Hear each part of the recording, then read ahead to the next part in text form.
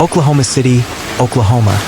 A volatile spring atmosphere has unleashed a catastrophic wave of severe convective storms across the state of Oklahoma, bombarding the region with giant, destructive hail, torrential rainfall, and hurricane-force wind gusts.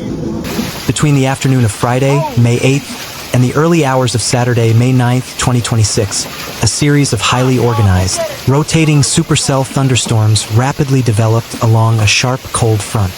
The storm front swept directly through the densely populated Oklahoma City, OKC metropolitan area, the Interstate 35, I-35 corridor, and surrounding rural counties, with confirmed hailstones ranging from the size of quarters to tennis balls, and in some isolated southern plains pockets, exceeding 3 inches in diameter. The event has shattered thousands of windshields, decimated residential roofs, knocked out power to tens of thousands of homes, and left local emergency services grappling with widespread chaos. State officials and insurance adjusters warn that the economic toll of the single multi-hour event is poised to run into hundreds of millions of dollars, marking it as one of the most destructive hail outbreaks to hit the Sooner State in recent years. To understand the scale of the destruction, it is necessary to examine the unique and volatile atmospheric physics that converged over the southern plains of the United States. Oklahoma sits in the heart of Tornado Alley, a geographic zone uniquely predisposed to severe weather due to the collision of vastly different air masses. The disaster of May 8th to 9th, 2026 was driven by a classic but exceptionally energetic spring synoptic setup. A powerful upper-level trough of low pressure, diving south-southeast from the Rocky Mountains, interacted with a highly unstable air mass over eastern and central Oklahoma. At the surface, a sharp cold front and a dry line, a boundary separating moist air from dry air, acted as the physical triggers.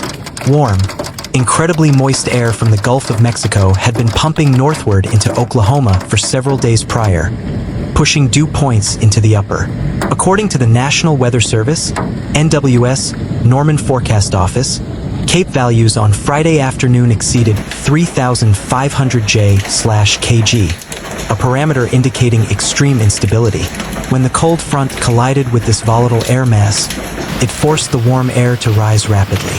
Crucially, the presence of strong wind shear, the variation of wind speed and direction at different altitudes, allowed these rising updrafts to rotate.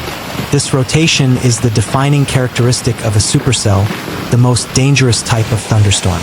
Within these rotating supercells, the updrafts were clocked at speeds exceeding 80 miles per hour, 128 kilometers per hour.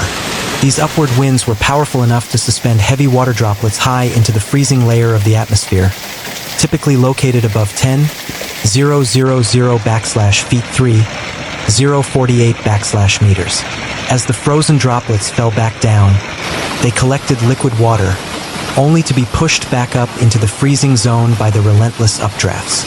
Each cycle added a new, concentric layer of ice, much like the rings of an onion. Only when the weight of the hailstones finally overcame the lifting strength of the updraft did they plunge toward the earth. Traveling at terminal velocities exceeding 70 to 100 miles per hour, 112 to 160 kilometers per hour, these chunks of solid ice became high-velocity kinetic missiles. The timing of the storm could not have been worse. The strongest supercells organized and intensified just as hundreds of thousands of commuters were leaving their offices in Oklahoma City, Norman, Edmond, and more to begin the weekend. Early in the afternoon, the Storm Prediction Center, SPC, in Norman, Oklahoma, upgraded the severe weather outlook, warning of a significant hail threat across central Oklahoma. By 3:45 p.m., the sky over western Oklahoma City began to take on an eerie, bruised greenish-black hue, a classic visual indicator that a storm cloud is highly saturated with massive amounts of water and ice. The first severe thunderstorm warnings were issued for Kingfisher, Canadian, and northern Oklahoma counties. Within minutes, storm chasers operating northwest of the metro reported the first wave of quarter-sized hail. As the core of the strongest supercell drifted directly over the I-35 and Interstate 40, I-40 interchange, the storm reached its peak intensity. The sound of rain quickly gave way to a deafening, metallic roar as golf ball to tennis ball-sized hail began to pelt the pavement, vehicles, and buildings. For nearly 45 minutes, central and southern Oklahoma City, along with the suburbs of Moore and Norman, were subjected to an unrelenting bombardment. The sheer volume of ice was so great that in some neighborhoods, snowplows had to be deployed later in the evening to clear the streets of accumulated hail. The destruction caused by the May 8th storms was not uniform, but rather spread across several distinct zones, each facing unique challenges. In the densely populated suburban tracts of Edmond, Moore, and Norman, the hail damage was primarily structural and vehicular. Major thoroughfares turned into vehicular graveyards. Hundreds of motorists, caught unprepared on open highways, had their windshields completely imploded by giant hail. Many drivers suffered minor cuts and abrasions from flying glass as windshields shattered inward. In a dangerous but recurring phenomenon, hundreds of drivers stopped their vehicles under highway overpasses to shield them from the hail. This blocked entire lanes of traffic on I-35, creating massive gridlock and preventing emergency vehicles from responding to active accidents. In residential neighborhoods, the hail shredded vinyl siding, shattered vinyl windows, and decimated asphalt shingle roofs. Water then poured through the damaged roofs, causing extensive interior water damage to hundreds of homes. As the supercells advanced, they did not just bring hail. They were accompanied by intense downburst winds and continuous cloud-to-ground lightning. This deadly combination put immense strain on Oklahoma's power grid and emergency infrastructure. According to tracking data from poweroutage.us, more than 65,000 homes and businesses in Oklahoma lost power at the height of the storm on Friday night.